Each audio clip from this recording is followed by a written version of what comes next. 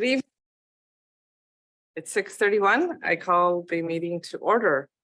At this time, Ms. Pakia Ramalangan, did I get it right? Is going to lead us in the Pledge of Allegiance.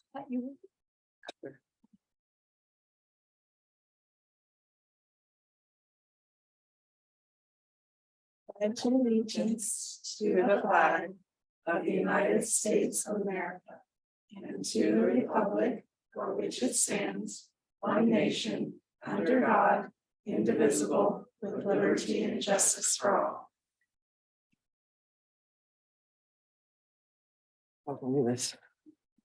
At this time, I would ask us all to have a minute of silence.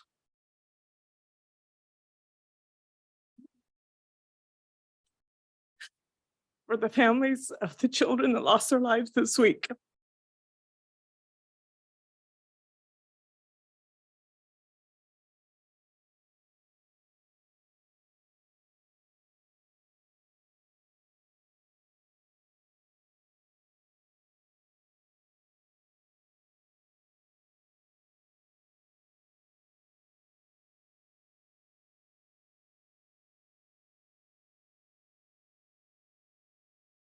Thank you.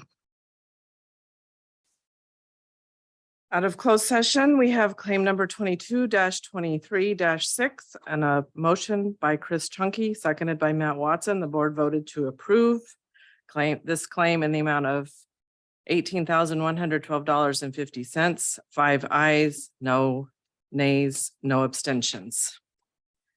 Do I have a motion to approve the agenda for March 28, 2023? So moved. Second. Thank you. All in favor? Aye. Opposed? Do I have a motion to approve the minutes from the regular meeting of the governing board for March 14th, 2023? So moved. Do I have a second? Second. All in favor? Aye. Opposed? It is approved. At this time, I'm going to turn it over to Mr. Clement for our Writing Superstar Awards.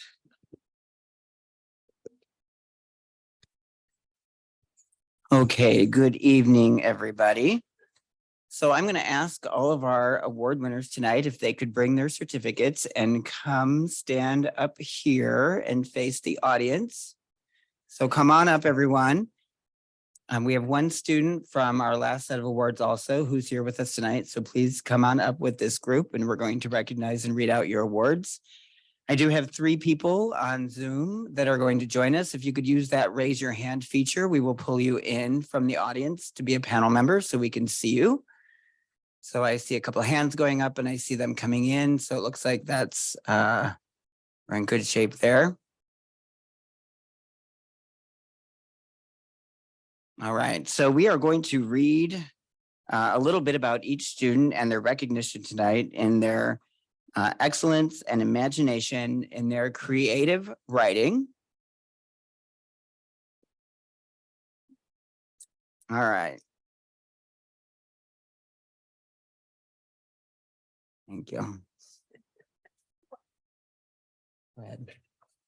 We're actually going to start with our person who's joining us from last week. So Mrs. Barris is going to read off there. Sorry, Mr. Clement, I always get to go first.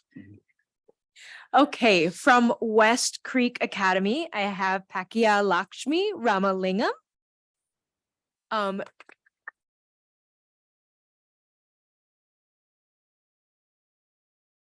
So she wasn't able to join us the last time, so she's actually being awarded for the PBIS Certificate of Excellence. Pakia Lakshmi exemplifies a student who shows excellence in PBIS. She's thoughtful in her interactions with others and seeks out ways to help everyone she meets.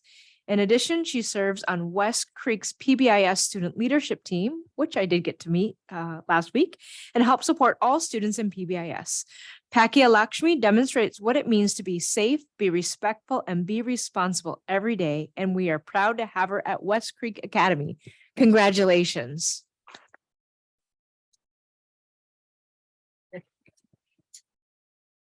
Okay, and everyone just as she did, when I read off your name, if you want to step forward, that way the audience will be able to identify who you are as we celebrate and read all about you and your award. So from Bridgeport Elementary, we're going to start with Lucas Tran from 5th grade.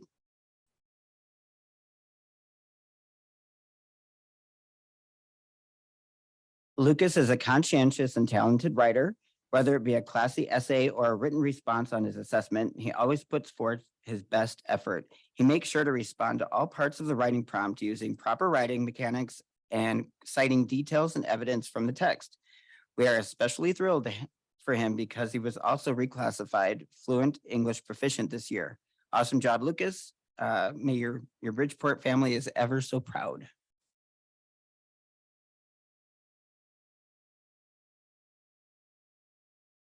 From Cedar Creek in 4th grade, we have Eddie Ruiz.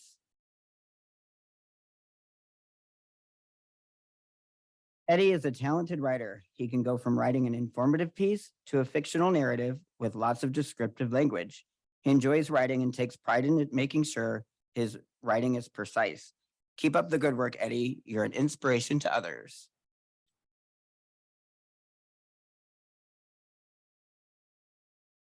Joining us on Zoom in kindergarten, we have Charlie Townsend. I got to start by saying I just love a kindergartner who's already being recognized for writing. And it starts, Charlie has really blown us away when he showed us that he was able to copy a 3 to 4 word sentence.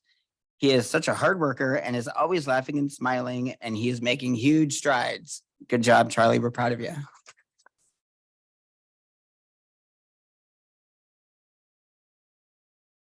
From James Foster, we have Kristen Rudella in 3rd grade.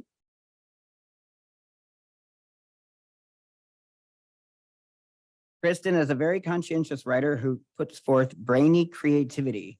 Her attention to detail is superb, and she is able to express her ideas with ease. Kristen enjoys our daily journal writing where she can come up with unique stories and share them with others. We all look forward to and enjoy her writing and can't wait to see what she comes up with next.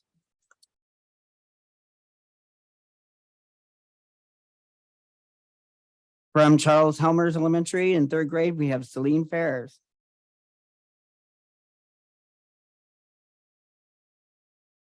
Celine demonstrates strength in her writing, as evident in her ability to express her thoughts clearly and expand upon them using a rich vocabulary and vivid details.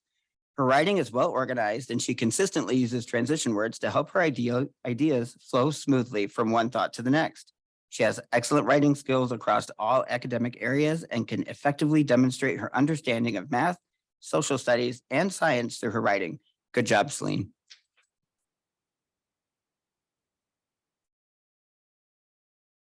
From Highlands Elementary in 2nd grade, we have Mila Munoz.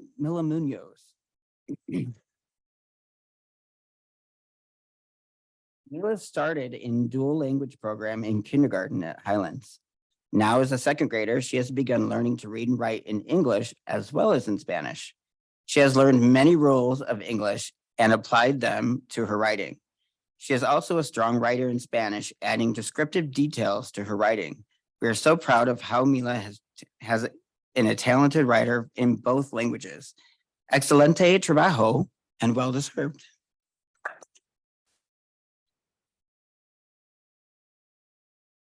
Good thing I speak a little Spanish. That was on the spot. Yeah.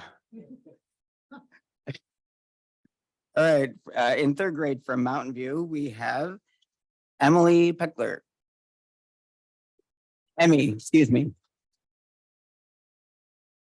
Emmy is an amazing citizen and wonderful writer. Her use of detail and vocabulary make all of her writing assignments a delight to read. Emmy puts forth terrific effort and enjoys reading her work to the class. We are so proud of you, Emmy. Good job.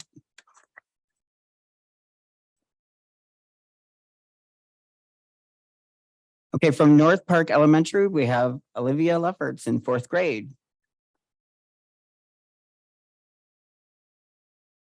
Olivia displays a lot of creativity in her writing. She uses humor and her witty personality to create stories that are engaging to read. She shows a strong voice in her narratives through word choice and dialogue. Congratulations, Olivia, from the North Park family.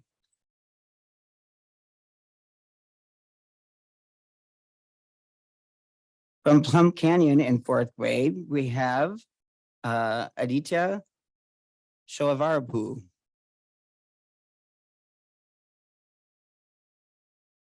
Aditya is a creative and imaginative writer in all genres. He is shown to be an excellent writer and loves to express feeling and imagination through adventures and obstacles the different characters may face. He enjoys a good challenge and is an exemplary student in all subject areas. Not only is he a wonderful writer, but he sets a great example on what excellence includes and shows his academics, his classroom conduct, and his ability, and takes great pride in his work. He's a GATE student and enjoys his writing, he enjoys his reading, and he can take on any adventure and is determined as a writer. Congratulations.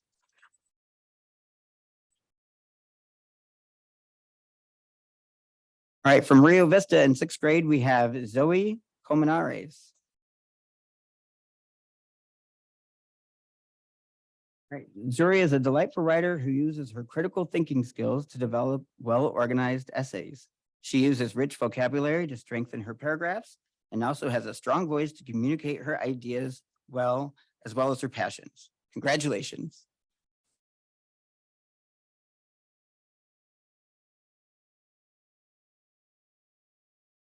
From Rosedale Elementary in fifth grade, we have Serafina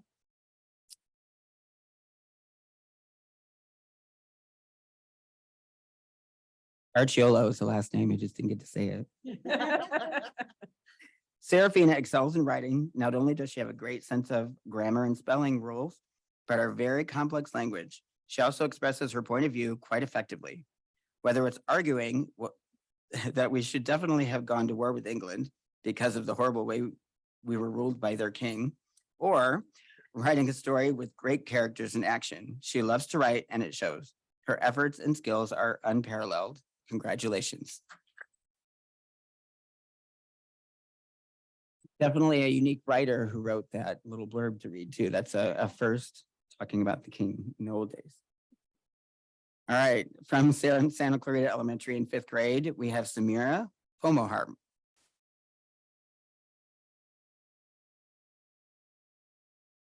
Santa Clarita is honored to give the Writing Superstar Award to Samira.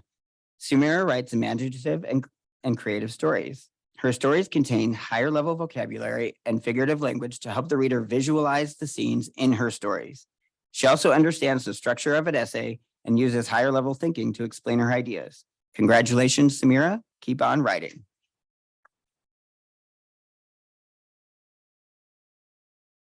From Sky Blue Mesa in sixth grade, we have Kaylee Camacho. Kaylee is highly motivated. She is very creative and adds detail to her writing. She is a hard worker and checks her writing for subject-verb agreement. She always puts her best effort into her writing, and it has a clear beginning, middle, and end. We're so proud of you. Keep up the good work.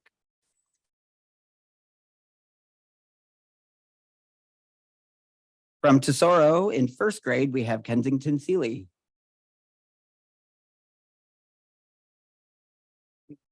Is joining us on Zoom. We would like to recognize Kensington as my first grade writing superstar. Kensington is always thinking outside the box and asking questions to deepen her understanding. She uses all the scholar skills she has learned in her writing with her magnificent use of her key details and strong vocabulary. Kensington is an all-around creative writer who goes above and beyond, making her imagination come to life. We are very so proud of you. Congratulations.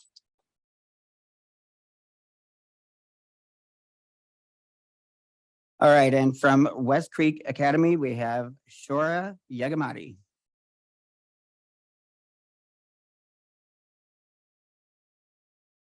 Shora has shown a lot of interest in the skills in the area of writing.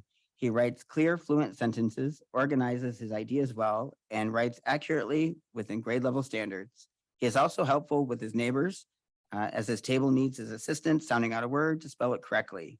His teacher always looks forward to reading Shora's writing because of the detail he adds to his sentences. Great job. We're proud of you. Keep up the good work. All right, congratulations to our award winners. We are going to take a picture before we have you go back to your seats and the board members speak. So if you just want to hang out 1 second, we're all going to gather together, and parents, come on up and go ahead and get your photos.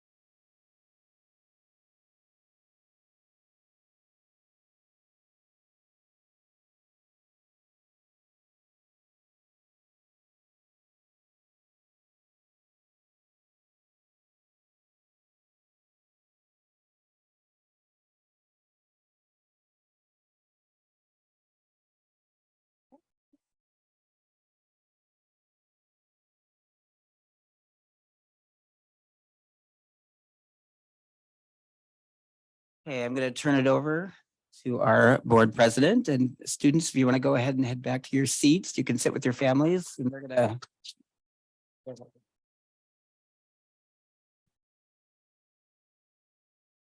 Okay, Mrs. Grace. Hi, everybody. I just want to say congratulations. I can definitely see the pride of the faces of all the parents and the teachers and principals here. So you guys should be very proud of yourself. Creative writing and writing in general is a great skill set to have. So congratulations. Keep up the great work.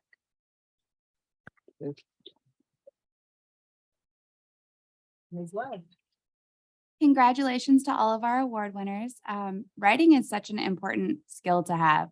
Not only can you, as Mr. Clement shared, many of you write creative stories and provide entertainment for other people, but it also really helps you to learn different subjects, which I think he also touched on. You know, when you write about math, about history, about science, and certainly about stories, it helps you achieve higher levels of success in all areas. And so you should be really proud of yourselves. It's a really critical skill to have. And I know we're proud of you. And it was very apparent by your parents' faces that they are extremely proud of you. So congratulations. Mr. Grunke. Congratulations to our Writing Superstar Award winners. Thank you for being such excellent writers. As my colleague said, writing is a very important part of your education, especially as you progress to higher grades. So keep up the great work. Mr. Watson.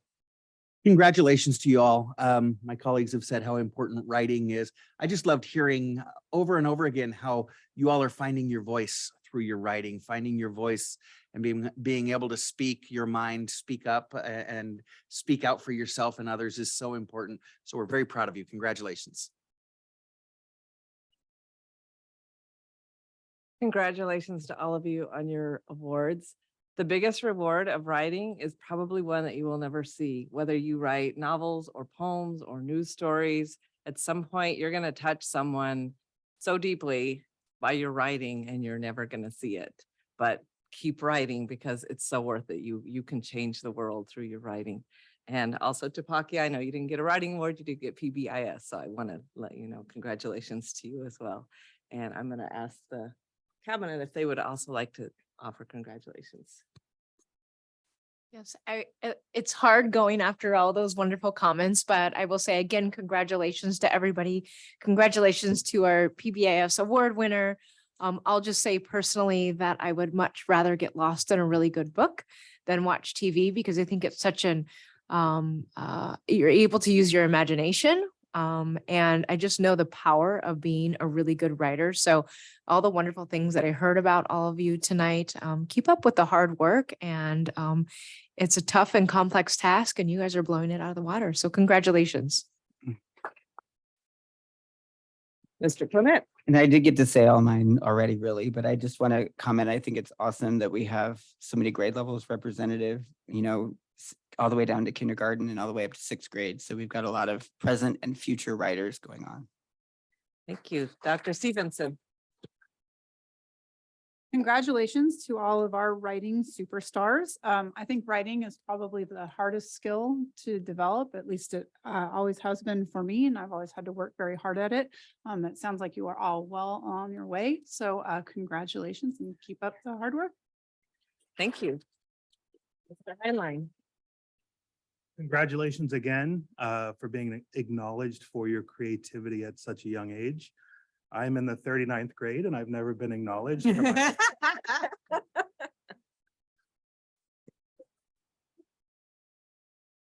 Dr. Stephen, I'm sorry, Dr. Hawkins. And I would just like to echo the congratulations to all of you. I too, my favorite part is watching all the parents because you're all so proud and it's such a happy event.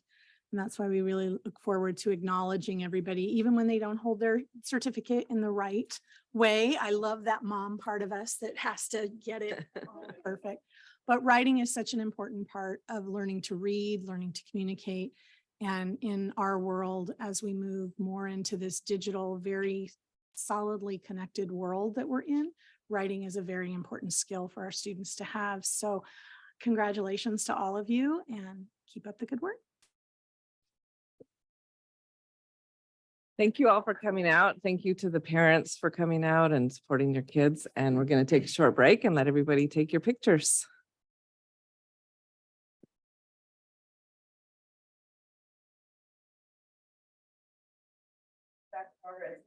We have one student who arrived a little. Oh, sorry. The meeting is back in order at 6:58. We have one student awardee who has just arrived and we would like to recognize her. Mr. Clement. Okay, so we have Samira in 5th grade. We are honored to give the Writing Superstar Award to Samira. Samira writes with imaginative and creative stories. Her stories contain higher level vocabulary and figurative language to help the reader visualize the scenes in her stories. She also understands the structure of an essay and uses higher level thinking to explain her ideas. Congratulations, Samira. Keep on writing. Good job.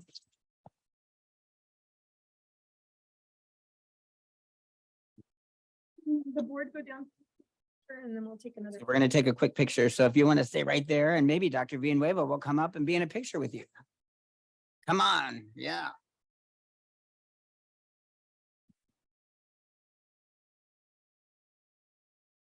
In the back, like we always do. But then, no, Nick went to see Peter. He's coming back. But I didn't want her to stand down there by herself. Oh, look, there's her brother.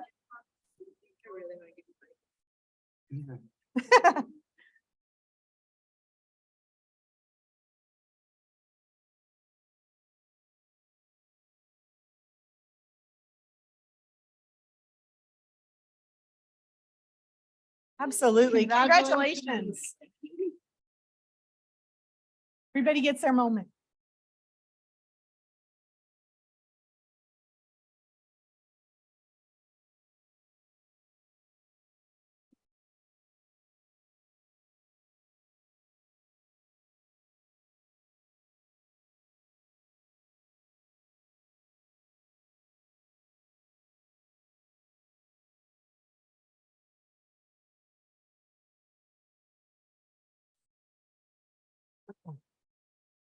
Okay, at this time, we're going to move on to public comment.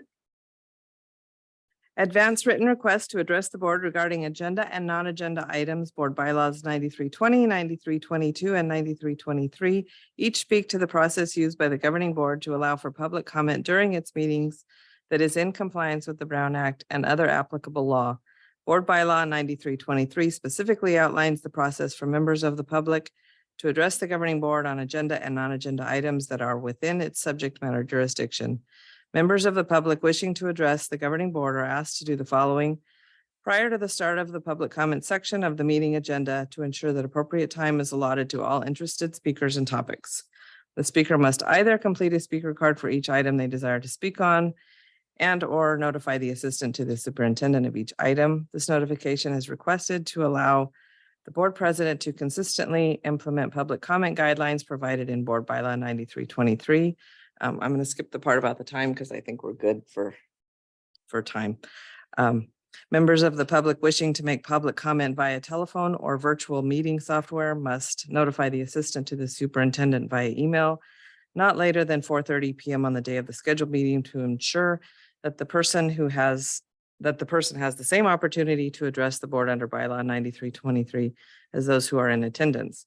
Members of the public may also submit written comments to be included in the meeting minutes and distributed to the governing board members prior to the meeting by sending an email to the assistant to the superintendent. Please remember that state law prevents the board from acting on any matter not listed in the agenda or from discussing any such matter in detail.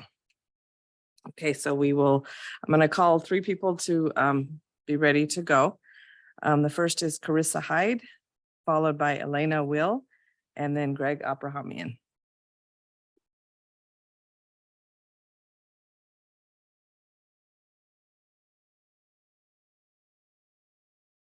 Oh, yes. Thank you.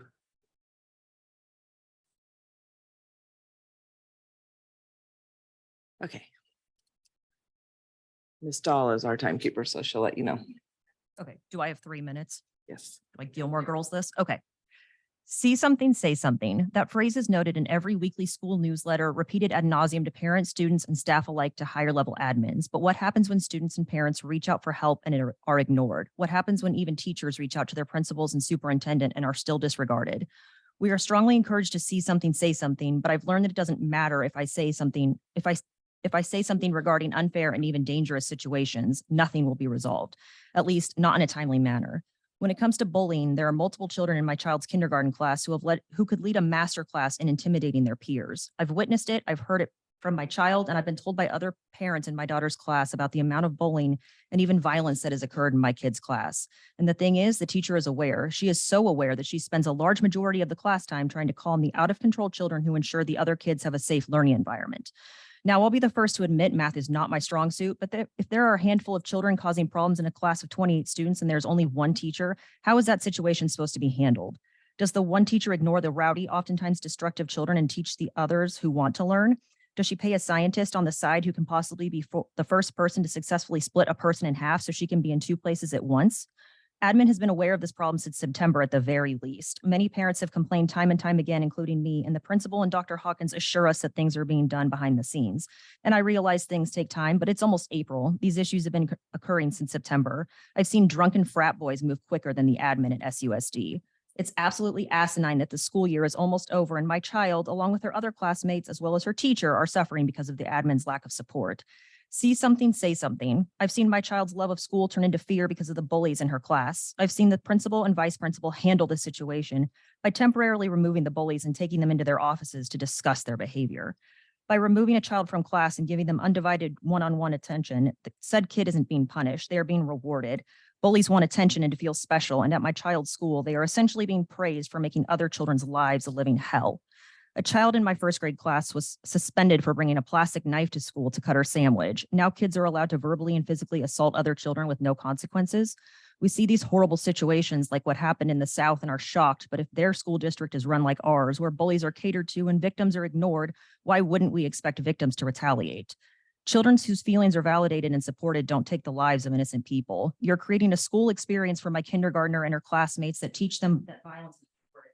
School is supposed to be our children's safe space, but my child is terrified to go to school because of the bullies in her class. The kids who haven't been removed or even remotely punished since they started school in September. See something, say something. We have, our children have, the teacher has, and instead of unruly children being punished, we are being punished. Don't encourage people to say something if you don't want to listen, and don't be surprised by violence in schools because you are basically promoting it. If kids, parents, and teachers say something, saying something won't help, then what will?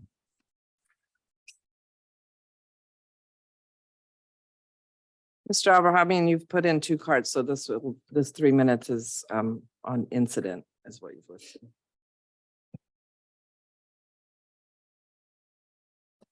Well, I've come here today to tell you, in case you don't already know, in the public, this school district has a big problem involving itself with partisanship and identity politics. This resolution, which is item number 55, that is honoring Dolores Huerta, is nothing but pure partisanship. Dolores Huerta is a prominent Democrat Party socialist activist. She is a prominent advocate for foreign nationals to break our immigration laws and works to gain amnesty for them. This activist has also actively involved herself in our local elections by campaigning for the Christy Smith for Congress campaign. In 2020, the school district may have violated election laws by publicly honoring Dolores Huerta in social media posts and possible parent-school communications. Which was done the day before Dolores Huerta did a much publicized endorsement of then candidate Christy Smith. In 2020, I spoke to many of our local Republican representatives, such as Cameron Smythe, Mike Garcia, Scott Wilk, about the Saugus Union School District's timed communications honoring Huerta, and all of them agreed that the timing of this school district's announcement and the media coverage of Dolores Huerta's endorsement and weighing into our elections was no coincidence. A public school has absolutely no business promoting or diving into partisan politics. So I ask that this school district abstain from weighing in party politics and focus on its core job. And I ask that this resolution be rejected. Thank you.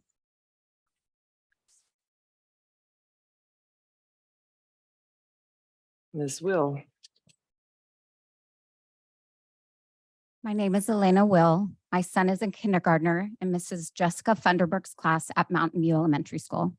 Since September, I have been able to volunteer in the classroom most Mondays from approximately 1 p.m. until dismissal. Mrs. Funderburg has 28 students in her class. I did not originally plan to volunteer most weeks. I thought it would be something I would do on occasion. But because of what I experienced at that first visit, I decided that I would do what I could to help. Since the beginning, I have witnessed a select few children that are having a particularly hard time. I've seen one of these children only cry during class. I've witnessed one child throw his pencil box off his desk and have all of the items scatter all over the floor. I've witnessed desks being pushed into another or into students by a child. I've witnessed a child lie on the floor and tantrum. The other children were to walk around him as this occurred. I've witnessed one child yell out, "School sucks. I hate learning." I have seen another child cover his ears and beg his classmate to please stop. I've had to hold one of these children back from running out of the classroom until Mrs. Funderburg could come over and do the same. I've seen the class be held back from going into their classroom because one of the children was having a particularly difficult time. Other parent volunteers have witnessed the same. Mrs. Funderburg's request and need for additional, consistent, qualified staff in her classroom has been ignored. This has created a chaotic, traumatic, and sometimes dangerous environment for our children. What is going on in this classroom is disgraceful. This is not an environment conducive for effective teaching and learning. Our children have endured this for too long. Our children do not have the words to explain all that they see and how it makes them feel. They don't come home and tell us how many times their teacher had to get on the phone and call for help with a disruptive child. And this is what our principal and vice principal count on. They count on our children not being able to tell us these things. Instead, our children are telling us they don't want to go to school, that they don't like school, they're becoming timid, and some are beginning to have behavior issues. I have let the principal and vice principal know that my son will return to school when the needs of his teacher and his classmates are met. All of this is unacceptable. I support Mrs. Funderburg and all of her efforts. It is a shame the disregard that has been shown to her and to our children. Please note that I'm not blaming these students. I'm advocating for their needs as well as the needs of the rest of their classmates. Thank you for your time. Thank you. Our next three speakers will be Louis Correa, Rebecca Heineman, and Mr. Lynn Uncless.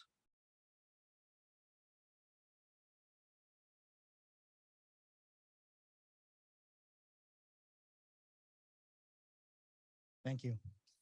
Can you hear me? There we go. Thank you for the board for this opportunity. As a concerned parent, some of the things that have happened in this country, especially what happened yesterday, I implore you as a board, you've done a fantastic job with security with our schools.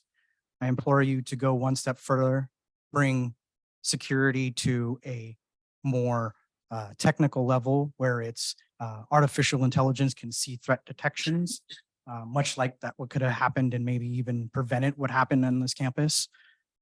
There are other things out there, tools that we can support our faculty and staff with to help mitigate some of these situations that happen on campus. I'm a father of 4. I believe that this board has the best interests of these children and their staff.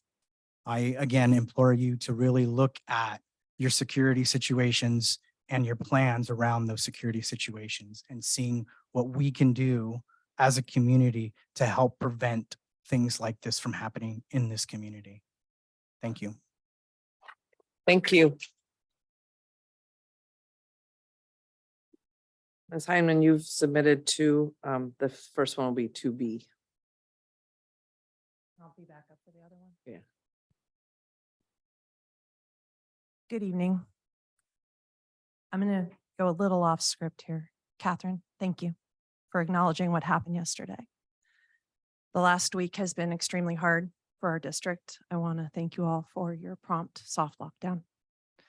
As a parent of a child who witnessed the Saugus shooting, I appreciate any and all support and communication. The improvements throughout the districts have been fantastic. Why I'm here. On March 14th, 2023, Ms. Grease doubled down on her parental rights platform and that her direct violation of the board handbook and the governance policies.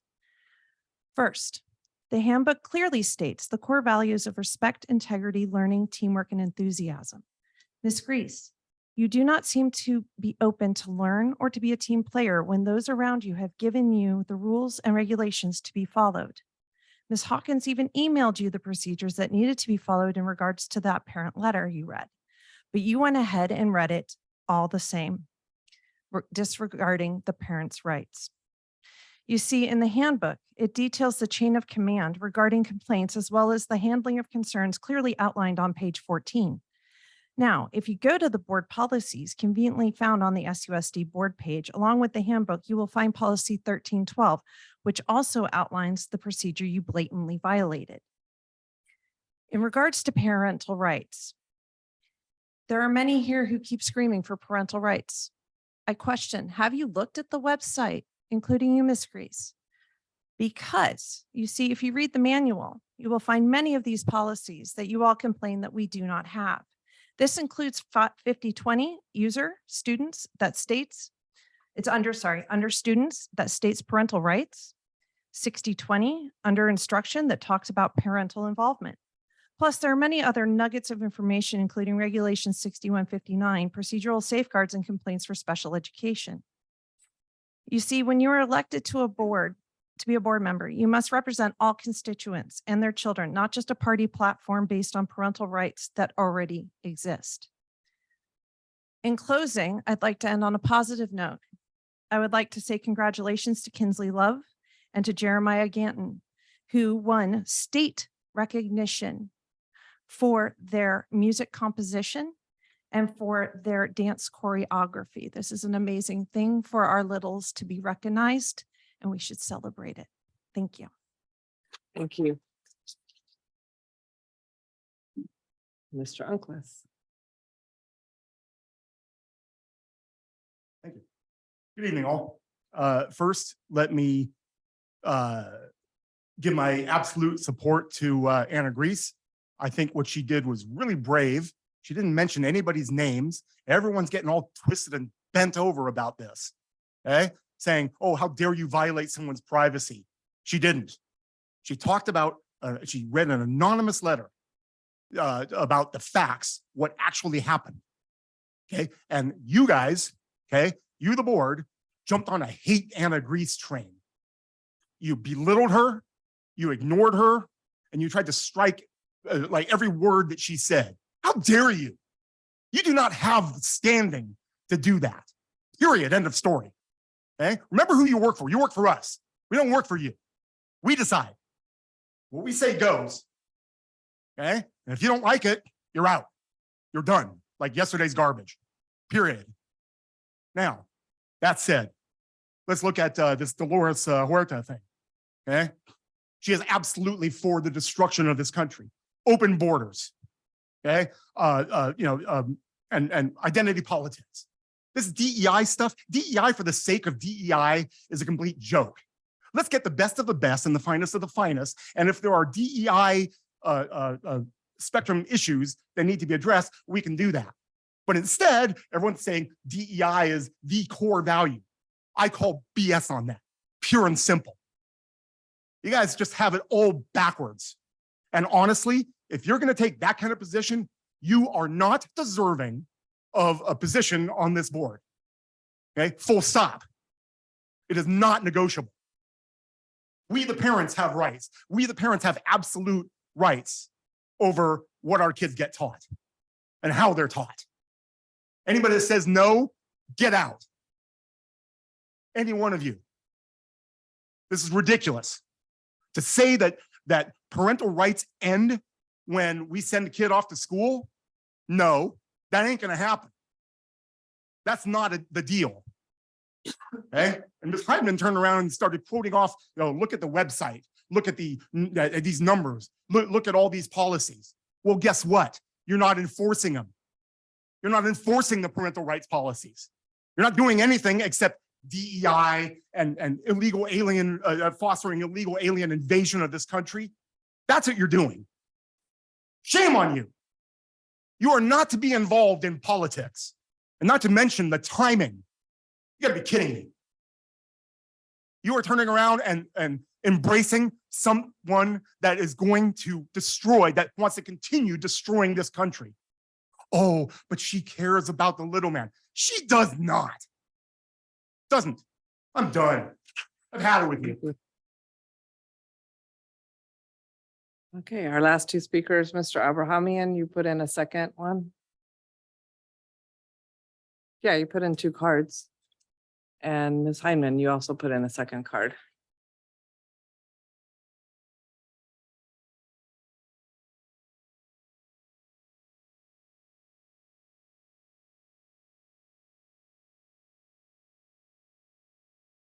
I wanted to speak again a little bit more in depth about the partisanship that not every member of this board is. I don't think it's every member, but there's some, and it's been going on for a very long time. It's wrong. It's supposed to be nonpartisan. I think some of the members here are nonpartisan and have the ability to understand that. And I'm asking for more sensitivity through your communications, that you stay out of partisanship, out of identity politics. You should all be very sensitive that any kind of partisanship is not dwelled in. And the problem keeps going on and on and on. In fact, we've seen now there's some evidence that laws have been broken on social media, banning. This is law breaking, but what it is also is they're banning people. In the past, people have been banned, and this is because of a commitment to partisanship. So laws have been broken. And I want to remind everybody, somebody else spoke about having to represent a whole spectrum of different people. Well, you have to represent and cater the needs of all kinds of philosophies and creeds. And the way you do that is you stay out of partisan politics. You just stay away, and you have to be kind of sensitive to it. And I'm asking you, and I'm going to keep asking you, and I'm going to keep asking you. I've done it before, and I'm not going to stop. Stay out of partisan politics. Identity politics has no business in an elementary school district. Stay out of it. For those who have stayed out of it, I really want to thank you. It's important. For those who haven't yet, I want you to commit to your sensitivity, what is offensive and what is considered identity politics, what's not. Just put effort into staying out of it. And the whole, it will build trust. And that's what you need to do, is build trust. And how you do it is you don't get into partisan politics. It's important. So please don't do it. Thank you. Ms. Hyman.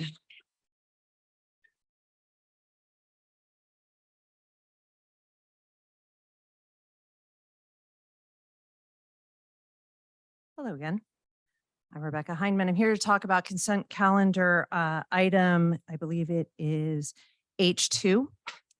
And it's in regards to Regulation 1313, civility.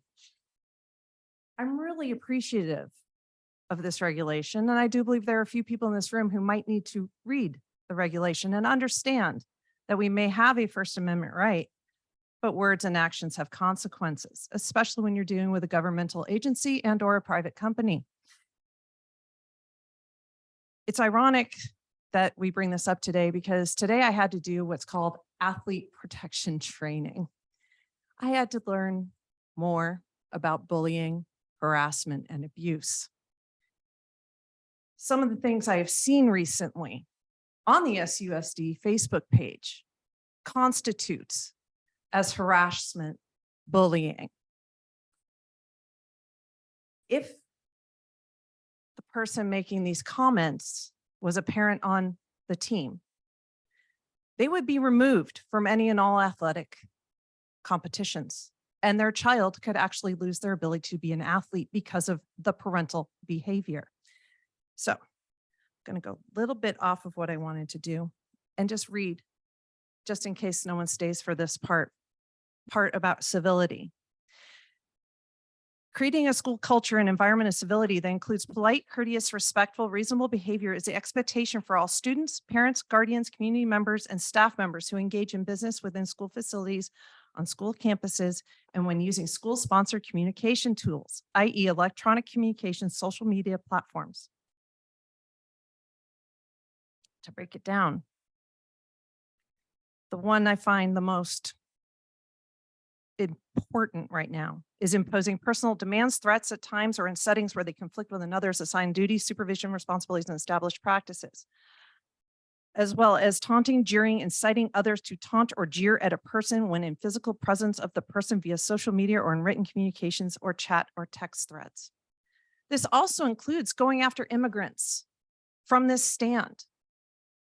We have many parents in our district who have immigrated to this great country, and they deserve our support, as do their children. We have children who are immigrants, who are welcome here to be educated and supported. So I am hoping and I am supporting that we recognize Regulation 1313 on civility and that we enforce it to the letter, please. Thank you.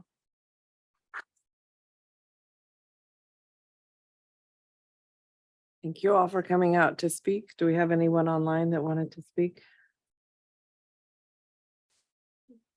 No. Okay, now we have Ms. Sandy Ballinger for the Saugus Teachers Association. Not as tall. Good evening, trustees and cabinet. Congratulations to the students that received the Writing Superstar Award this evening. Writing can be very difficult in many, so it is exciting and inspiring to see so many students receiving this award tonight. Keep up the good work. March seems to be our longest and one of our busiest months of the school year. Our teachers are in the middle of parent conferences. It's great to be able to meet with our students, parents, and go over all the successes we see in the classroom. Shauna Morta has been planning many events for our teachers. We appreciate her dedication. Our next big event is the Dodger game, which unfortunately falls on Teacher Tribute Night.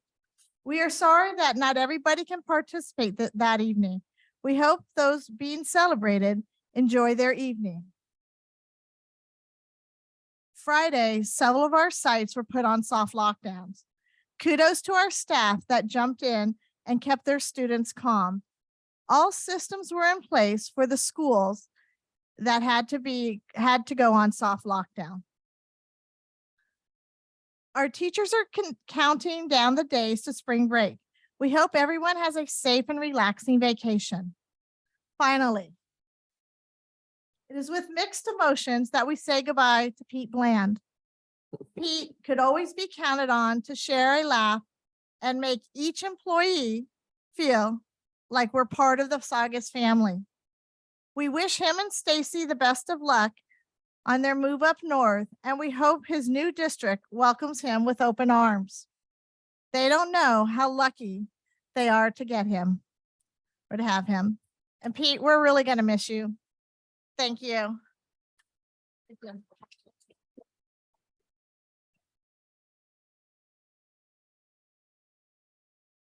And I believe there's no one here to speak tonight for the CSEA Chapter 112. Is that correct?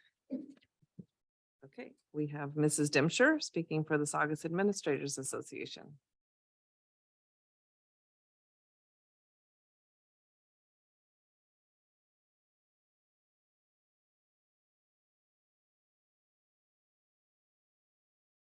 Good evening, Board and Cabinet. I'm Katie Dempster, the principal of Mountain View Elementary School, and it's my privilege to address the board on behalf of the Saugus Administrator Association. On behalf of SAA, I want to congratulate all the incredible student writers that were recognized tonight. Writing helps support the development of critical thinking and problem-solving skills. When students learn the writing process from outline to finished product, it translates into becoming better communicators in life. So congratulations to all of them on their dedication. At each of our school sites, we are currently working to support our district LCAP goals as we update our school plans for student achievement. Through the end of the week, we continue to collect input from students, parents, and staff regarding their connectedness to school. This information will be analyzed and will help drive adjustments to our plans. LCAP goal number 2 is to create school environments that are responsive to student and educational partners' social emotional learning needs to increase their engagement and connectedness to learning and school.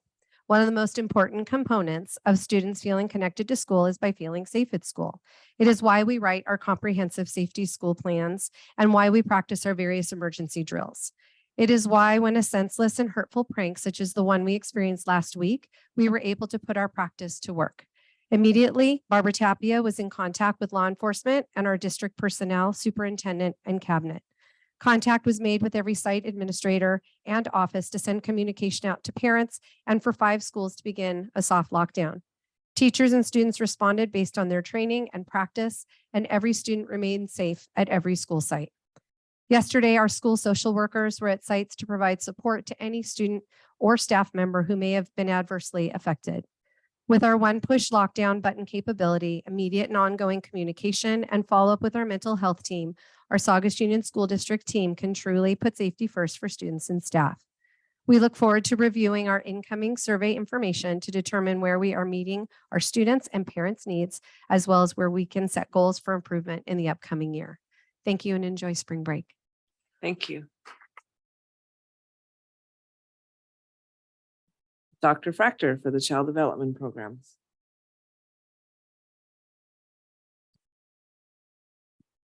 Good evening, board members, cabinet, and community. My name is Karen Fractor, representing the Child Development Program. I'm very excited to announce that we have 2 site supervisors joining our team.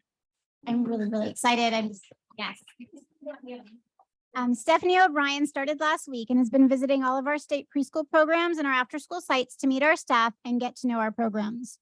Rula Ramadan will begin when we return from spring break and will have an opportunity to do just the same. Both women bring extensive experience in supervision, early childhood development, and have great ideas about enriching our programs even further.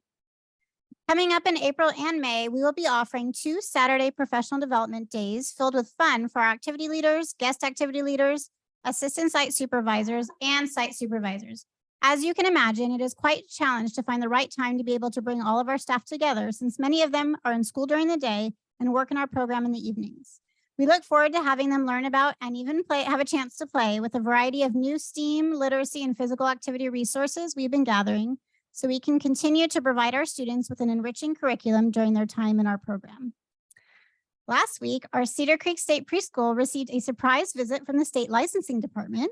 Always fun, but we're pleased to announce we passed with flying colors and definitely exceeded their expectations. They even commented on how impressed they were with the programs and procedures we have in place for our students. So all in all, I want to give a really big thank you to our assistant director, Diana Gonzalez, our CDP admin assistant, Ruby Ramirez, our Cedar Creek preschool team, teacher April Romero, and preschool activity leader Aparna Sharma for their continuous and meticulous dedication to our students and their families.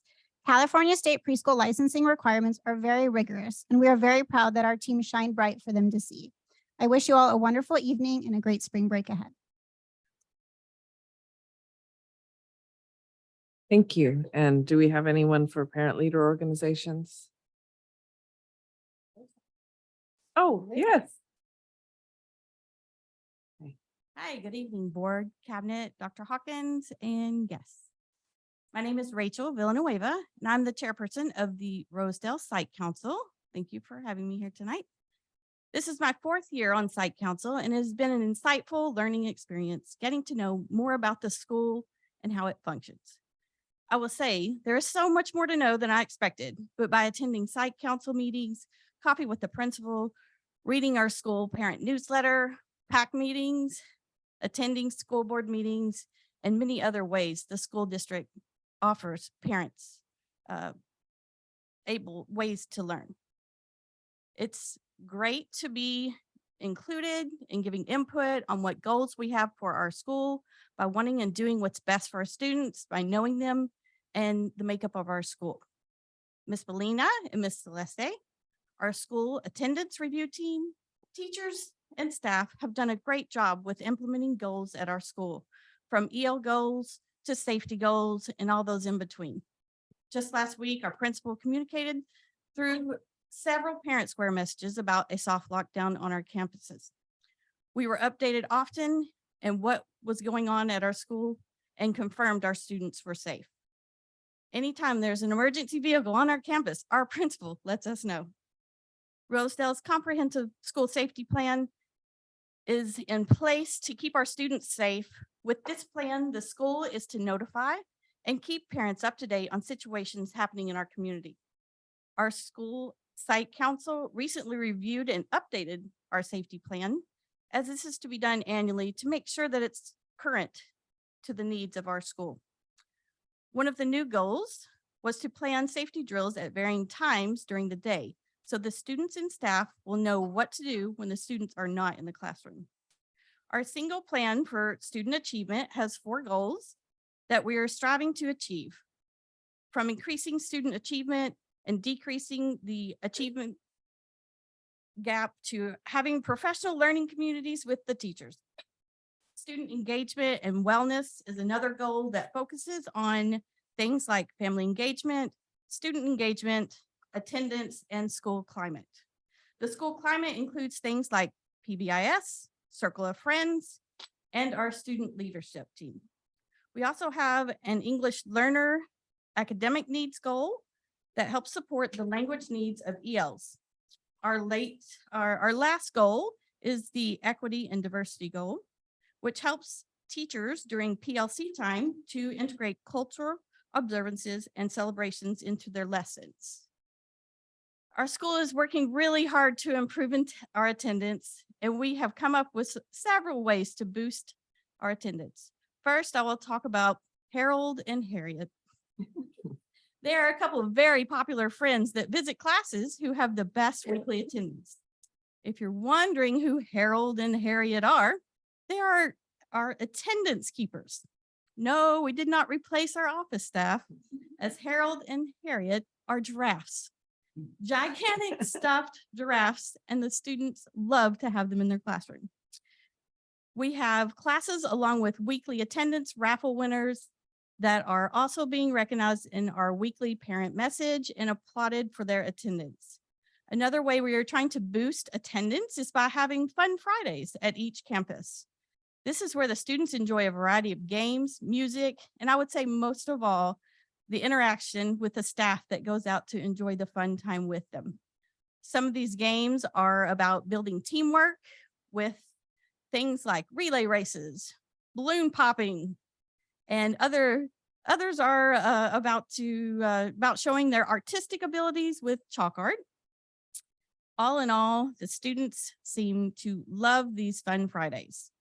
In April, the PTA will be having Superhero Wednesdays, which we're going to have crafts and events on these days.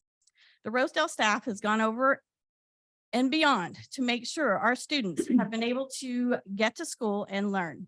From needing help with childcare to transportation, our staff has helped parents to come up with solutions to make sure things like this don't interfere with students being able to attend school be on time, and get the most out of their learning experience. Our principals have set a goal that once we hit 95% school-wide average for attendance, we get to silly string them.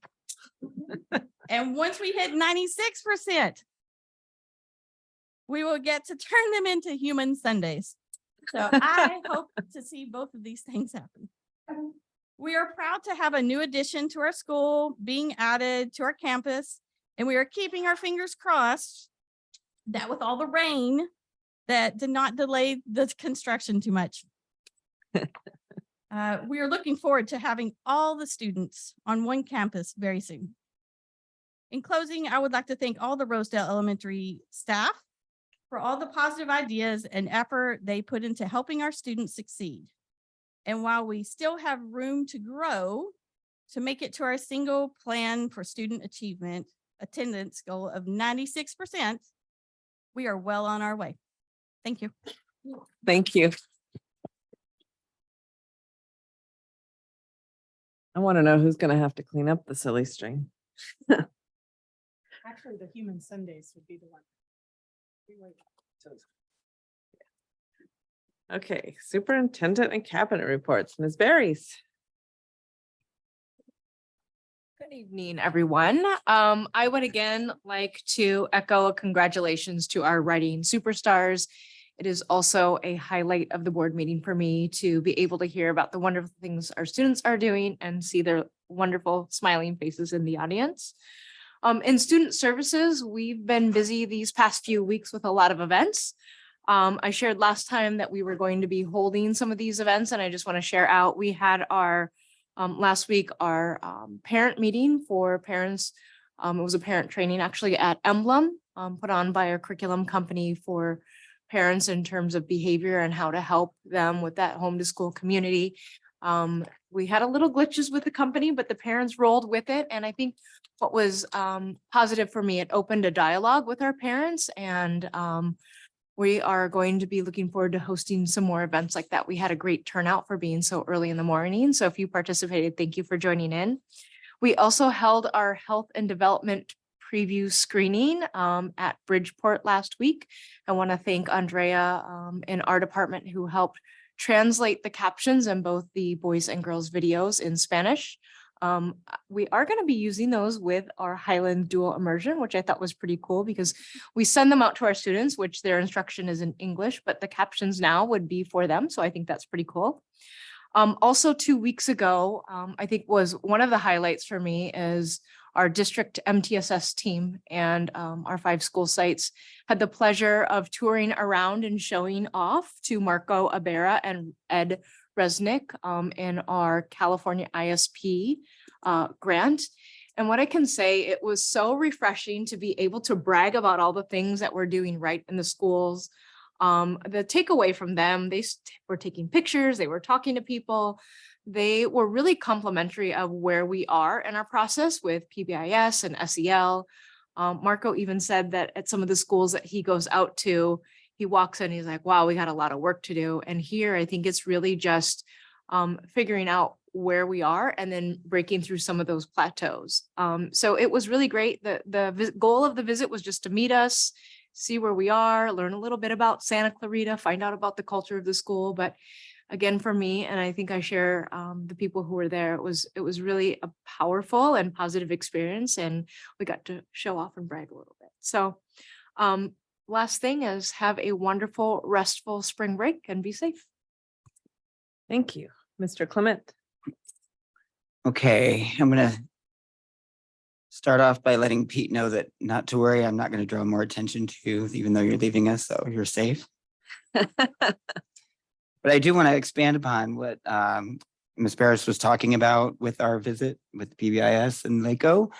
And I'm gonna take it from a different perspective, because that was great to be able to talk about our schools, but also it was great to be at 5 different school sites and listen to our site admin, the principals at those sites, all talk about what they're working on and their initiatives that they're focused on, and really to hear it described back to us as being very cohesive and very focused on those same goals, and you're going to hear a lot about those goals as we look through our LCAP goals and the superintendent's goals and everything tonight in the presentation. So it was a great experience.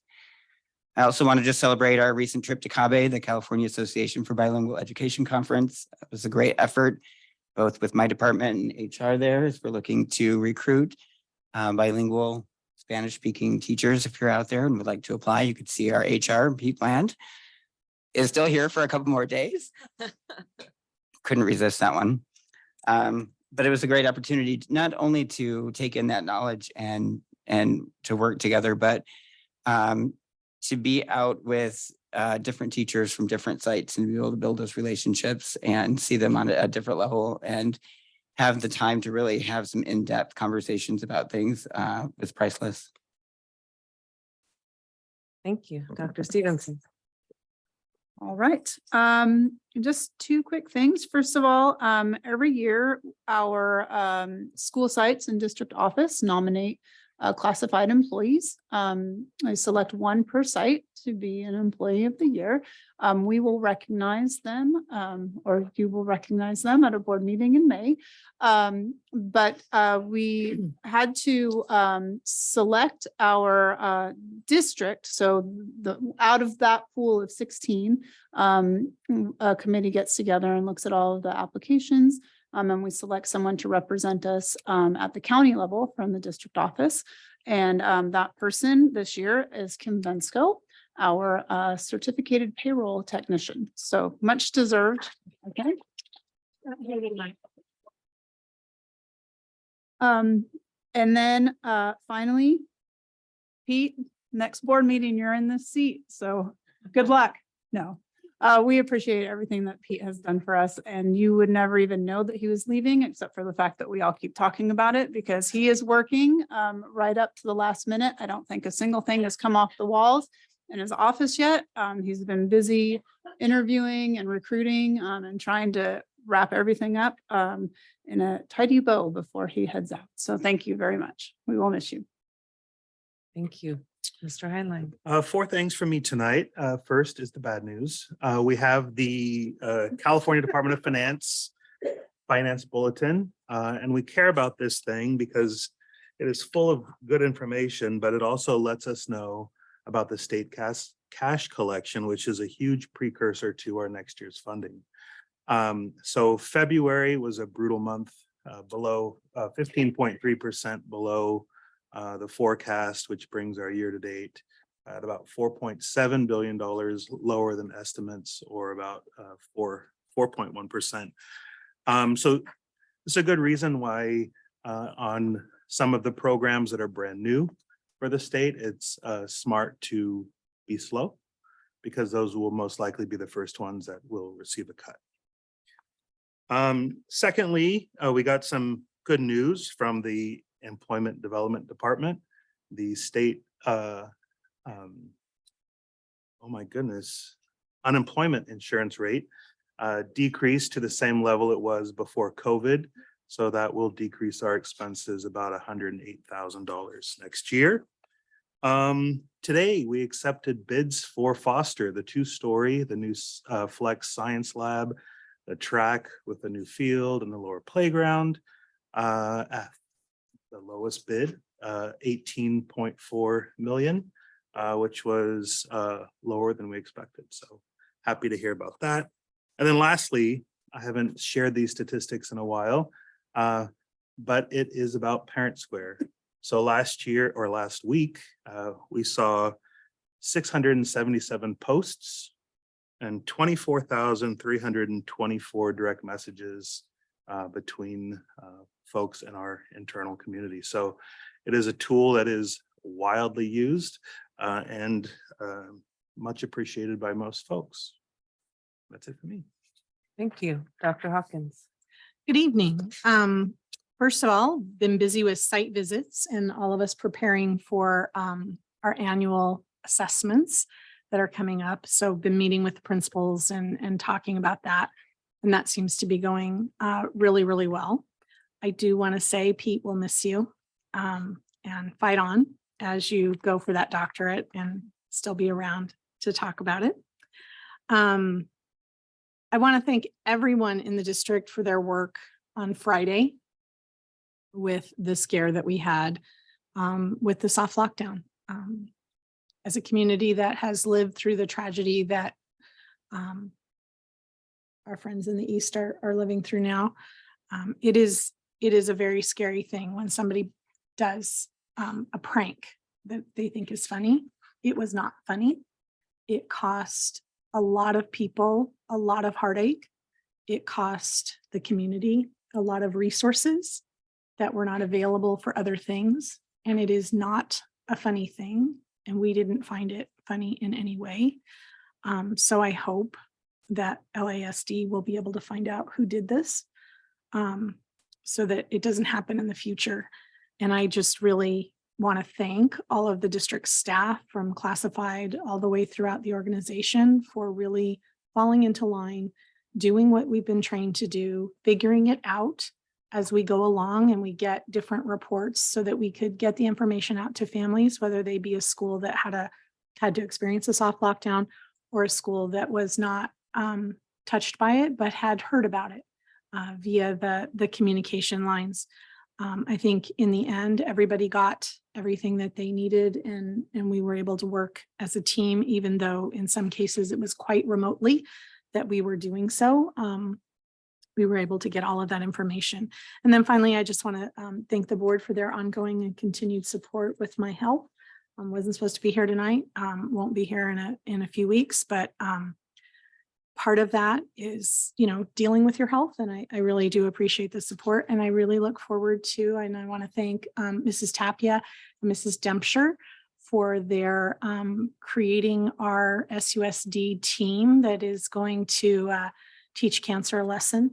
We're going to participate in the SCV Relay for Life on May 6th. And we hope all of our SCV family or SUSD family will participate in that, because we've all been touched by cancer in some way. And it's really important that we have that moment to both celebrate all of us who've survived and remember all of those that haven't. So, thank you. Thank you, Dr. Hawkins.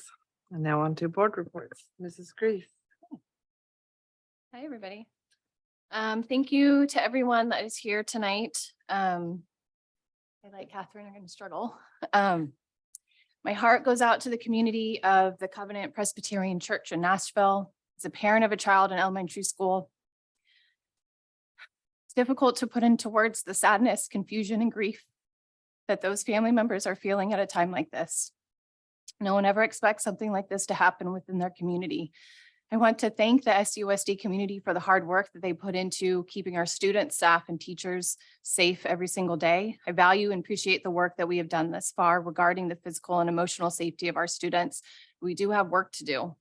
Our approved site safety plans developed by each school site and reviewed by law enforcement are great plans to address criteria required by Ed Code. However, I look forward to having conversations regarding behavioral response plans and updates to our individual school handbooks potentially as we move forward to a more proactive approach to our safety. Thank you. Thank you, Mrs. Greaves. Ms. Love. Good evening. Congratulations again to all of our Writing Superstar Award winners. It's going to be a pretty short one for me today, at the risk of being repetitive of some of my colleagues up here. I think we're all brutally aware of the tragedy in Tennessee. We lost 3 more babies. We lost 3 more staff in another elementary school. And after the scare that this community had last week, it hits home particularly hard. Our hearts go out to them. Our thoughts go out to them.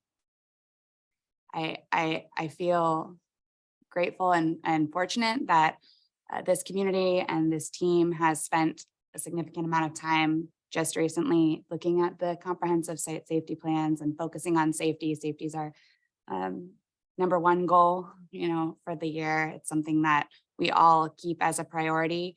And I know it's something that we won't lose sight of. And I'm really appreciative of all the teams that were able to put our schools that needed to go on soft lockdown last week on soft lockdown so quickly and respond from the various locations that they were at to make sure that they were in communication with law enforcement, with the district office, with the other schools, with all the teachers, with the parents.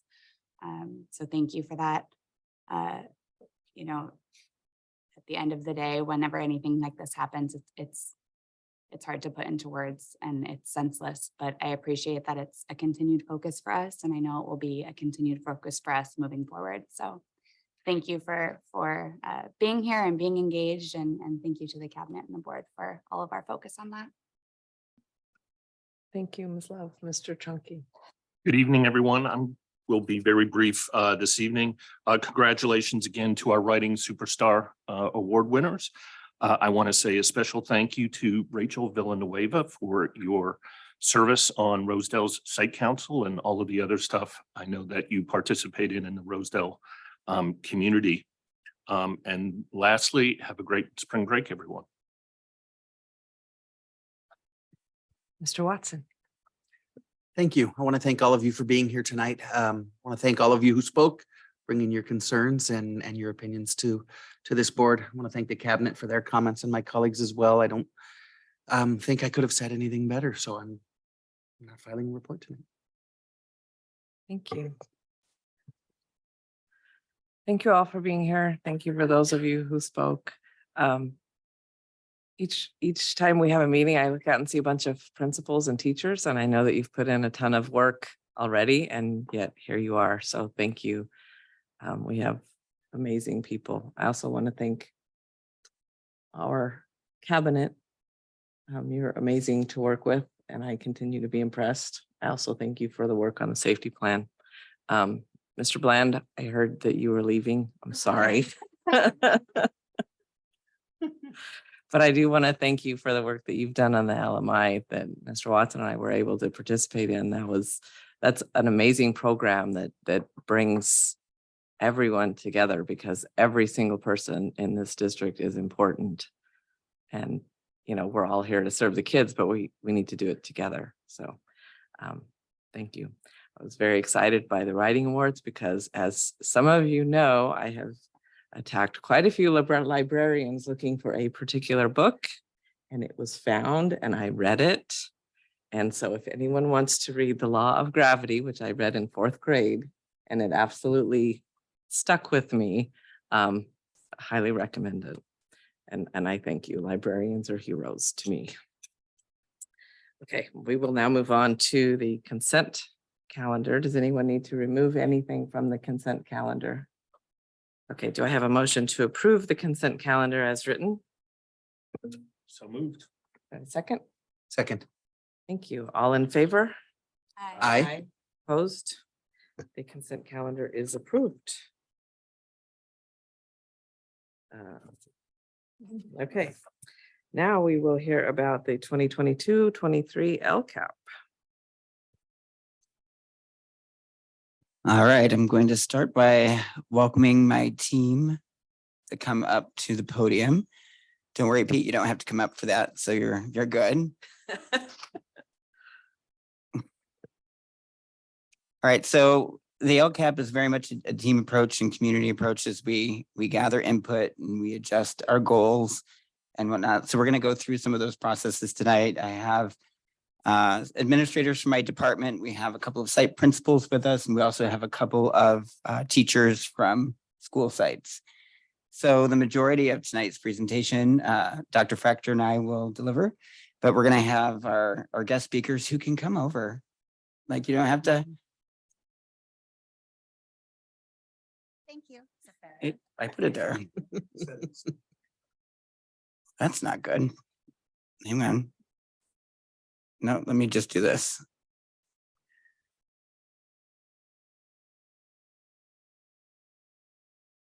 I can put it there. There we go.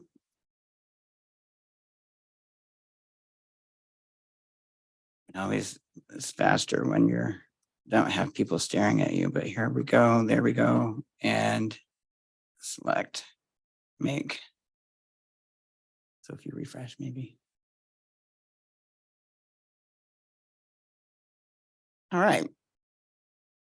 Great. All right, we will go ahead and begin then if we want to go ahead and pop it to the next slide. So tonight we're going to talk about our local control and accountability plan, or LCAP. These are additional funds that are provided to districts. And it's really one of the main points that I want to emphasize tonight is the focus on our unduplicated pupils. The folks that represent that area are English learners, foster youth students, socioeconomically disadvantaged or low income students. And you can see the different percentages there of each of those. I also put in the percentages from last year compared to this year. So you can see that our English learner population is actually going down a little bit. And I'm going to talk a little bit about that later. Our foster youth population remains very low, but the same. And then our low income population has risen up a little bit. And our overall unduplicated count has gone up to 33.4%. That's a big deal because our funding for the LCAP is comes from a formula regarding that count. So when we do have that higher count, it's going to increase our funding, which is something that we saw this year, and you'll see as we go to adjust the plan for this year, next year. All right, and then just one more key factor there, you'll see that funds to increase or improve services must be principally directed to those unduplicated count students. So that's why you'll hear an area of focus, or for example, when we talk about summer STEAM camp, we'll send out that invitation and give a priority access, but funds can be used for all students as well, and they are. Next slide, please. All right, so we're going to talk a lot about goal alignment tonight, and basically give you an idea of how all of these goals work together. We're going to talk about the state of California goals and priorities. We're going to talk about our LCAP goals as a district. We're going to talk about the superintendent and board goals. And then we're going to talk about the single plan for student achievement goals that are created at each school site. And as we go through them, you're going to see how they're all connected and how those goals go together. And I'll talk about some of the details within each one as we go through. Next slide. Okay, so in our LCAP, the California Department of Education really requires us to address 8 state priorities. Those priorities are really grouped into 3 areas. So the first focus, and you're going to see these colors throughout the night, so pay close attention. Conditions of learning, which focuses on basic services, implementation of state standards, and course access for students. The next area that we're looking at is engagement. We look at parent engagement, pupil engagement, and school climate, how students feel about coming to school and that feeling that we talk about often here. The third one is pupil outcomes. How is the achievement of our students, and also other pupil outcomes that are measured in different ways, not just student achievement. We have specific metrics that we've included that are embedded within our LCAP to make sure that we're meeting our goals and making progress toward them. So some of those metrics are connected to our LCAP connectedness survey that we have out. It's the window right now for our families, staff, and students to complete that survey. We also have a building relationship survey that we provide for our DLAC and our PAC families, and then our site leadership teams complete that as well. We look at our CAS data, our LPAC, that's our English language proficiency assessment for California for English learners. We look at chronic absenteeism and then other local indicators that are described in more detail in our LCAP. So essentially we have these goals and actions and services and expenditures to meet the needs of these students within these 8 straight priorities. But really the way that we like to look at it, and you're really going to see tonight, is the LCAP is our district story of how we're servicing our students. It's not just a plan that we put goals in paper, we approve, and then we don't look at. We really live this plan, we live this story. This is what's happening every day within our school community, within our classrooms. And so we're going to be sharing with you what all of these priorities, what they look like in action, and our goals, and all the alignment that they have from the district level down to the classroom level. And before we advance to the next slide, I'm going to draw you back to the colors. We're going to refer to these as orange, pink, and blue, just even though they're a little off from that, but it'll just be a little easier. But as we go through the goals in the next few slides, we'll refer back to those colors. All right, next slide. So you can see these are our 5 LCAP goals. So you can see how the colors represent the various goals that were on the different page. Now, the goals all do cross over and have a lot to do with each other, and they're connected to each other. But primarily, this would be the larger focus of them. So they're not only tied to these specific areas, or that's, for example, the first goal isn't only tied to those 3 priorities. It might involve some of the 8 priorities as well. But our first one is to engage parents in the decision-making process, about our instructional programs, and making sure that we have the appropriate basic conditions for learning for all of our students. Our second goal is to create school environments that are responsive to student and educational partners' social emotional needs, or SEL, and to increase engagement and connectedness to learning in school. The third goal revolves around our English learners and providing instructional opportunities necessary to ensure their academic achievement and their appropriate acquisition of English. Goal 4 talks about implementing instruction and programs and services that allows all students to achieve while we're closing that achievement gap in all academic core areas. And then goal 5 talks about providing opportunities for staff and students to see themselves represented in our schools and to understand the contributions all people make to our world and respect all those differences while learning in school. Go ahead, Nick. Okay, when we take a look at the board superintendent's goals here, you're going to see those same highlights as we go throughout.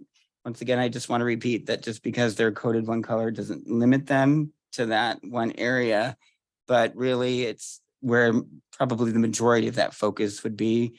The intent here is really to show you as we look through those goals on how you'll see those various 3 colors addressed throughout the different goals.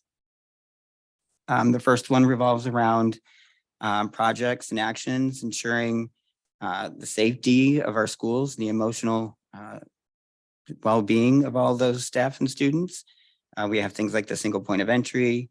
We've talked about the AB 300 seismic safety and earthquake plans, and then also the investigation and procedures involving bullying and discrimination. The second goal revolves around the social emotional needs of students and staff, which would include the MTSS plan, addressing behavior and mental health, and increasing student achievement while reducing chronic absenteeism. The third one talks about improving and increasing the math practices and achievement. Really, we're looking at both ELA and math as we want to close that achievement gap, and the MTSS approach from the academic side there, and also our focus on early literacy. And you're going to hear a little bit about some of those practices as we move forward tonight. Then the last one talks about facilities and fiscal responsibilities. So our labor management initiative and our relationships with our labor partners is part of that. Our master plan to make sure we're maintaining quality learning environments is part of that. And then our educational standards for facilities, ensuring we have that quality learning environment is all part of that. Okay, next slide. So now I want to have you take a look at some examples of what these goals look like at the site level. So these are some examples taken from our school's single plan for student achievement, which is aligned to our district's LCAP and our superintendent goals. So again, the color coding, there's alignment there. An example of, really increasing family engagement. So at one site, they want to increase that percentage to 75% agree or strongly agree as measured by the parent connectedness survey and conference attendance. So they're using 2 metrics there. Another example is looking at parent engagement in the school community and that feeling of inclusion. They're increasing a percentage, again, based on questions on the connectedness survey. So that's an area that really aligns to the LCAP goal, similar to that. In the pink, those are Looking at student engagement, so decreasing chronic absenteeism. We've heard a lot today about strategies that schools are utilizing to increase attendance and decrease chronic absenteeism. So this is an example of what a school site would put in their single school plan to really address this at a very specific site level. And also another example of feeling of inclusivity of family cultures in the school and academics for both staff and families. So for that, they're looking at connectedness survey as well, but you can see it's worded a bit differently with a different focus. And lastly, when we look at really ensuring that all students are learning at high levels and we're closing that achievement gap, here are some examples that schools have written on a specific level. So this one school really targeted their English learners and wanted to look at ensuring that 80% of their English learners were increasing at least one proficiency level on the summative LPAC. So that was a focus based on their data analysis, and then they had actions to support that. Another example is at the bottom of increasing the number of students who are at grade level in iReady. So they're using iReady as a metric because that's something that we have right away. We can access that multiple times throughout the year. And so looking at student groups on achieving proficiency or higher at the site level. And I want to add, before we go to the next slide, one of the purposes of this tonight is just to show the alignment of these goals. And all these goals are taken from single plans that we have that are currently written. And this is something that Dr. Factor's been working with each school site and the administration team or the school site council there as they've been developing their goals last year. And she'll be doing that again this spring as we go to develop their new plans for next year. But that's really helped bring the alignment. So all of our goals throughout the departments and the board and the state are all aligned together. Okay, go ahead. When you have goals, you have to have metrics to make sure that you're meeting your goals. And so I shared some of these before, but what we've identified here for you is for every LCAP goal that we have, there are specific metrics that we're looking at and multiple metrics too, not just one source. So here's an example of all the different ways that we're making progress and meeting our goal for each area. So when we look at the first one, which is involving families and decision-making in the core instructional program, we look at connectedness survey data, we look at California dashboard data. When we talk about school climate and how students feel engaged in school